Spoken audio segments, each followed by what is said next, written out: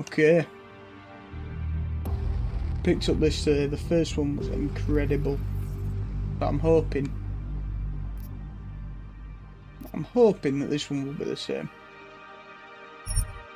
Jump straight in.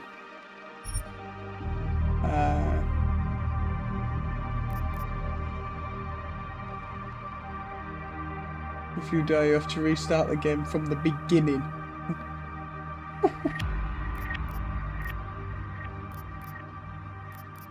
I'll do the story for you guys first.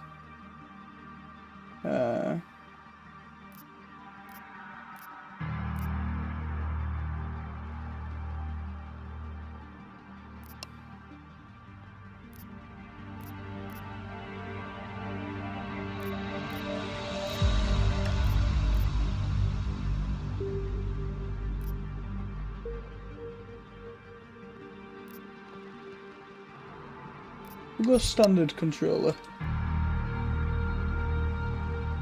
And we'll also do the recap. The year was 2027. Advances in biotechnology were helping people improve their physical and mental abilities to an amazing degree.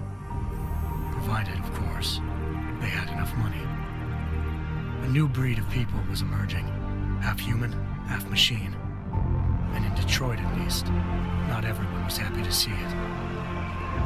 I'd just landed a job as head of security at Sarif Industries, a cutting-edge biotech firm. David Sarif himself handpicked me for the job, said he needed me to keep his people safe. My ex, Megan Reed, was one of them. Brilliant neuroscientist, Megan had found a way to make augmentation safe and affordable for everyone. All she had to do was present her research to Congress. But the night before her big meeting, my security measures failed. A team of Black Op mercenaries stormed into Sarif headquarters, massacring everyone in sight. 3 of the mercs were heavily augmented walking tanks. Their mission? Take out Megan and her team. I tried to stop them, but their leader tossed me through a plate glass wall.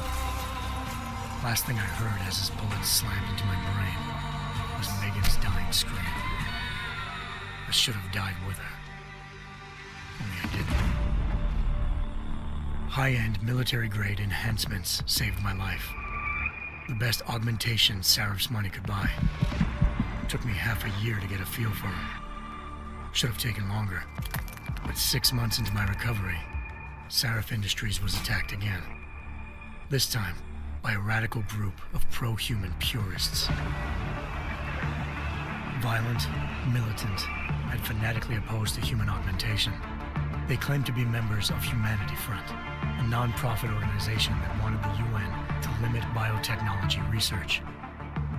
The thugs broke into Sarif's factory and found machinists working overtime on a top-secret military augment called the Typhoon.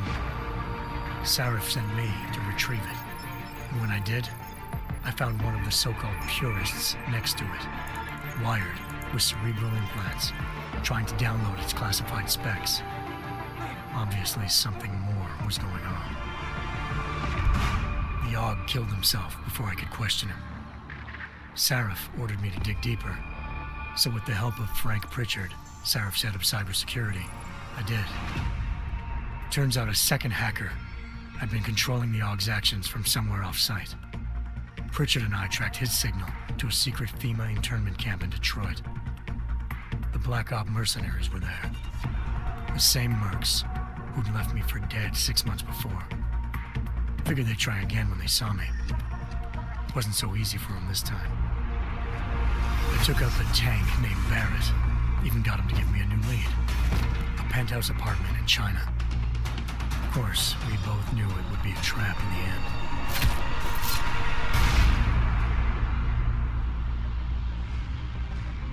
Hengsha Island, China.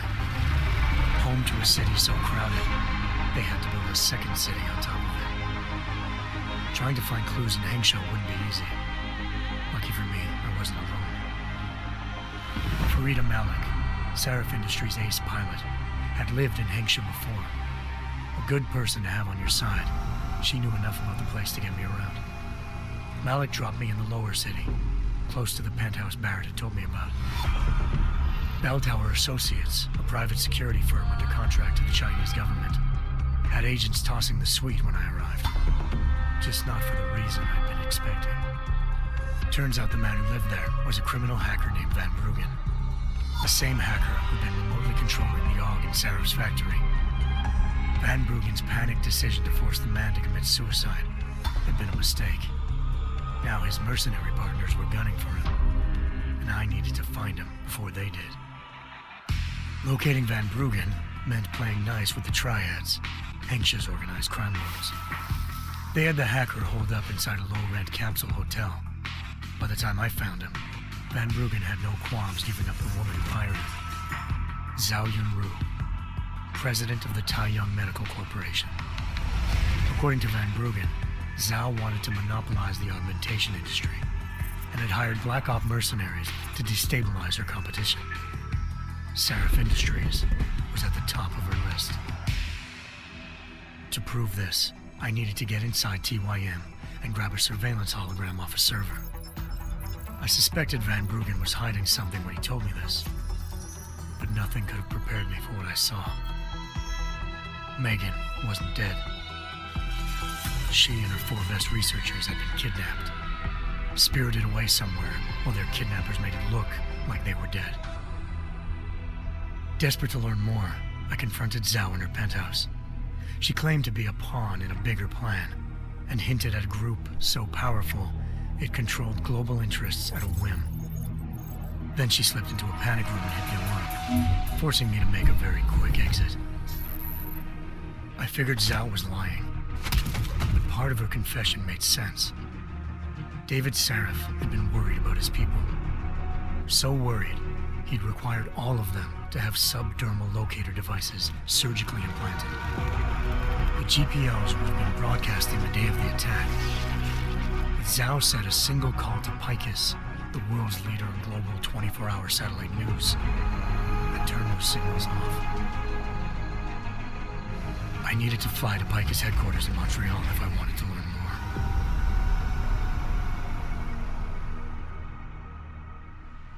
Eliza Cassan, Picus Communications' First Lady of News. Malik thought I was reaching when I told her Eliza was involved in this. The world's most famous news anchor, working with a mercenary hit squad. But when I confronted Cassan in her office, she freely admitted to jamming Detroit's satellites the night Megan's team had been taken. Said she's just been following her commands. I suspected she wanted to say more. But Black Op mercenaries showed up looking to shut us both down. And just like that, the Eliza I'd been talking to disappeared. The mercs were led by an augmented killer I'd crossed paths with twice before. Fedorova, a woman who'd made silence her best friend. She waited for me to track Eliza's transmission to a secret server room underneath the Picus complex, then jumped me from behind. A deadly fight ensued. I made sure she never moved silently again. With Fedorova down and no one left to keep Eliza quiet, she reappeared. Turns out Picus's First Lady of News wasn't a lady at all. She was a sophisticated AI program, engineered to monitor data streams and control what people believed. Eliza told me the mercs had brought in a Humanity Front doctor named Isaiah Sandoval to remove the scientist's implanted tracking devices while Detroit's satellites were down. She also told me to speak to David Seraph if I wanted to learn more. By the time Malik and I got back to Detroit, tensions between normal and augmented citizens had reached a flashpoint.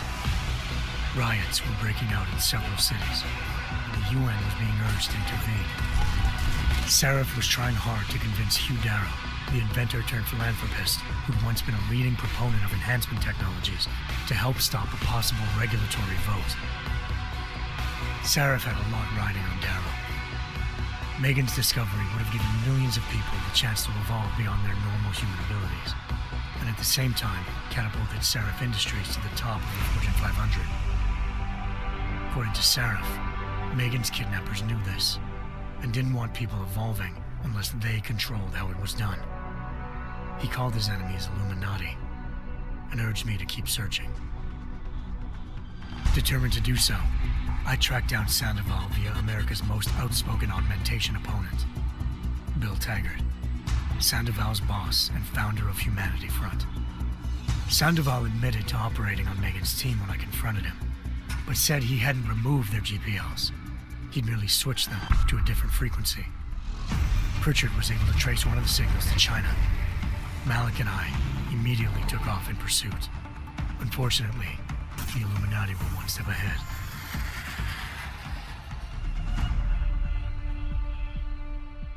Ambushed. Shot out of the sky by Bell Tower Associates, seconds after entering Hengsha's airspace. Malik's piloting skills saved me. After a tense and bitter struggle, I escaped into Lower Hengsha. The tracking signal I was following led straight to the Triads, or more specifically, to the augmented arm of Tong Si-hung, leader of a gang of augmentation harvesters. Tong said they'd taken the arm off a corpse, which Bell Tower had left at their door, meaning at least one of Seraph's scientists was dead. Maybe not the rest of them, though. Tong pointed me to a port used for human trafficking and helped me slip aboard a Bell Tower ship. It was sailing to Rifleman Bank Station, a military base in the South China Sea. Bell Tower was holding kidnapped civilians as prisoners there, and using them to perfect the Hyron Project, a human-computer interface that left most of its test subjects dead. My search for Megan would have ended then, if not for a mysterious ally named Quinn. In exchange for my help exposing Bell Tower, he slipped me aboard a second ship headed to Singapore and an Illuminati-run biotech facility called Omega Ranch. 3 of Seraph's scientists were there, forced by their captors to create a technology capable of remotely shutting down augmented abilities. Thanks to an emergency recall notice issued by the World Health Organization, millions of people all over the world already had the biochip installed. With the help of the scientists, I tracked Megan to a private section of the ranch. There, I ran into Yaron Namir, the walking tank who'd put a bullet in my brain the first time we met. He'd teamed up with Zhao and was hoping to catch me off guard. Their little ambush didn't work. I found Megan in a suite belonging to Hugh Darrow, the billionaire philanthropist who'd Seraph had called on for help. Darrow had convinced her to go along with the biochip plan by promising to sabotage the tech. As she was explaining this, Darrow appeared in a global broadcast, telling the world that augmentations would be the death of mankind. Then he activated the biochips to prove his point. All over the world, augmented people flew into a killing frenzy. Darrow had betrayed everyone, and it was up to me to set things right. To do it, I had to reach Panchaea, a massive installation in the Arctic Ocean. As I raced through corridors built by an all-augmented workforce, I saw death and destruction firsthand. By the time I shut down Darrow's broadcast, I knew the damage he'd done. Still, humanity's future remained unclear. How would the world react to this sabotage? Would people ever regain their faith in augmentations again? What would be the Illuminati's next move? Only time could give us the answers.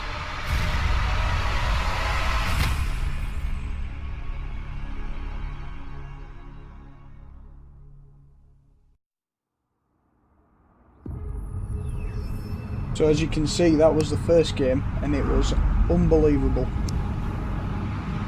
I'm hoping this one's going to be very, very similar. I once thought I could save the world. Now look at it.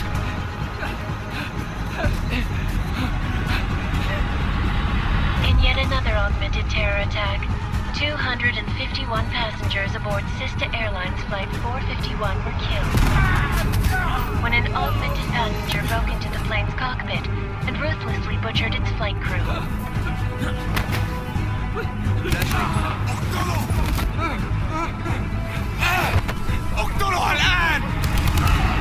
Details recovered from the black box recorder suggest that the man may have been suffering flashbacks to the AUG incident. That horrible day 2 years ago when augmented people all over the world flew into a psychotic killing spree, causing the greatest loss of life in recent history. Sometimes, you just have to let go. And embrace what you've become. Not gonna go all wonky on us now, Hansa, are ya? Well, if I do, McCready, I guarantee you'll never see it coming. Agent Jensen! Am I gonna have a problem with you? No, sir. No reason to assume you would. Good, because you are the only augmented operative on this team, and I intend to make good use of you. Listen up, all of you. We got a sandstorm barreling down our arse and we can't afford to make mistakes. We're going after this man, an arms dealer named Shepard. He's ex-Bell Tower, one of the Special Forces commanders who disappeared during the incident. And he's come out of hiding. That cannot be good. It's not. He's selling weapons and military-grade augments to terrorists. This is Aran Singh, the undercover agent who lured Shepard out of his hole. Best you see Interpol's got. For 3 years he's worked hard to get in tight with the Jinn, an Iraqi smuggling cartel that's infected the Eastern Hemisphere like a plague. Last week, our arms dealer sent a message to the Jinn, offering to sell them a shitload of black market merchandise dirt cheap. They told Singh to handle the buy. They're not gonna like it when Interpol disrupts their party. Is Singh's cover really that good? It is right now. We need to keep it that way. This is where the deal's going down. A half-finished high-rise hotel that's been abandoned ever since the incident. It's not a pretty picture inside. Let me guess. Most of the laborers were augmented with heavy-duty industrial rigs. So when the incident hit, and they all went schizo, things got gruesome real fast. And no one, except for some homeless junkies, have been inside the place ever since. So what's the plan, Director? Singh's meeting Shepard on the ground floor, inside the hotel's main atrium. He sent the bulk of his Jinn crew to the penthouse levels to secure a vantage point. I want McCready's team to take up positions overlooking the atrium and make the arrest. Jensen, you're going in solo from the roof. My objectives? Keep the Jinn from joining the party. As far as we can tell, only one route connects the atrium to the penthouse level, a halfway decent elevator shaft. Here. I want you to block access to it. Fine. Just cut me loose. Do you plan on relying solely on your augments for this one? I'd recommend taking a little hardware, just to be sure.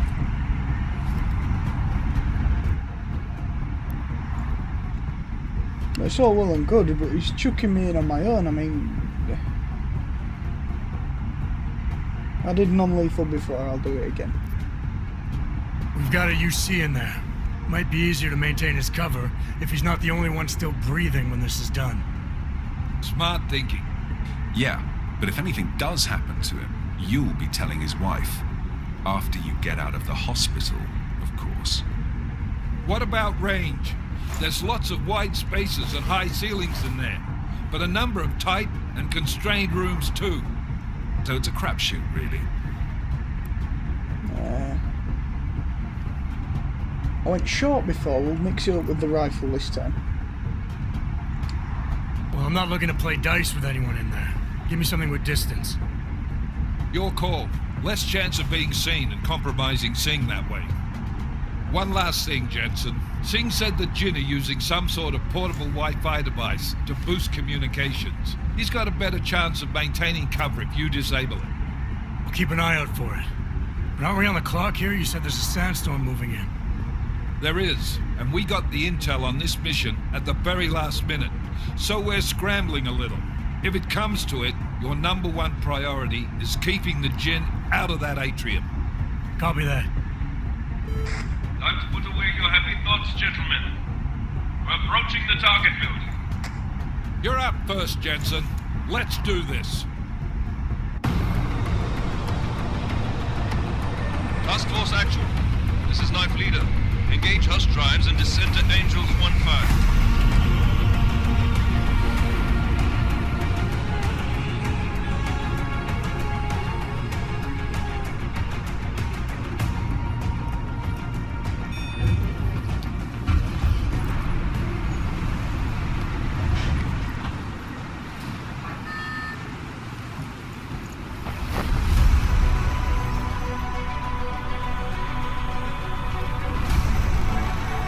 It's like the best Assassin's Creed leap of faith I've seen. Icarus landing.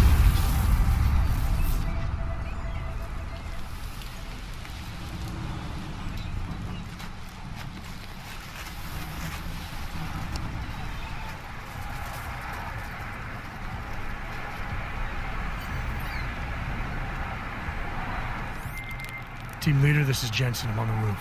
Solid copy. Move into the building. The access route you need to block is at the far end of the penthouses. And keep in mind,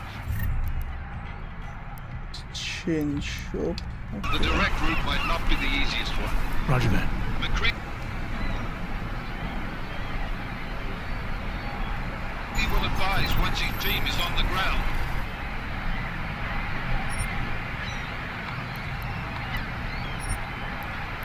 So it looks like you might be able to upgrade your gun also.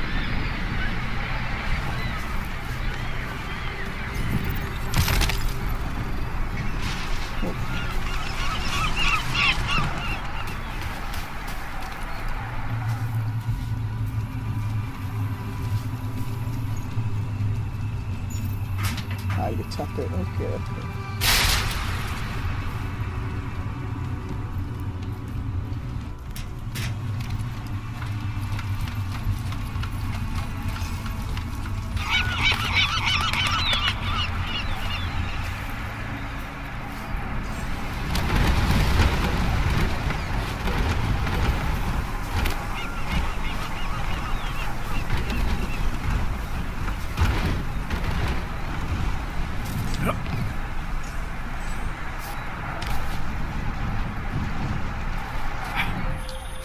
Jensen, we're moving through...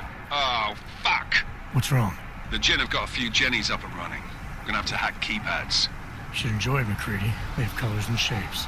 Just remember, red means bad. Fuck you.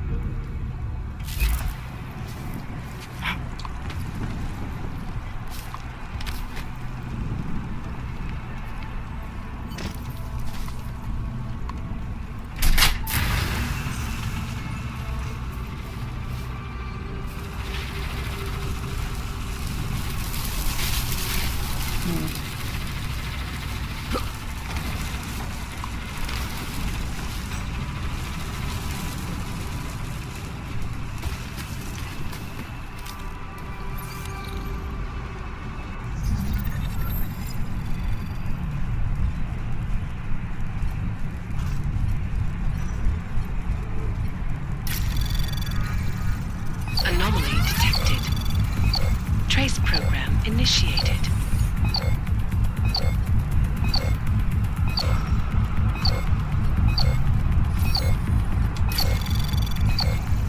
Access granted. Right, we'll leave it there for the first one, guys. Thank you, and I'll do another one soon.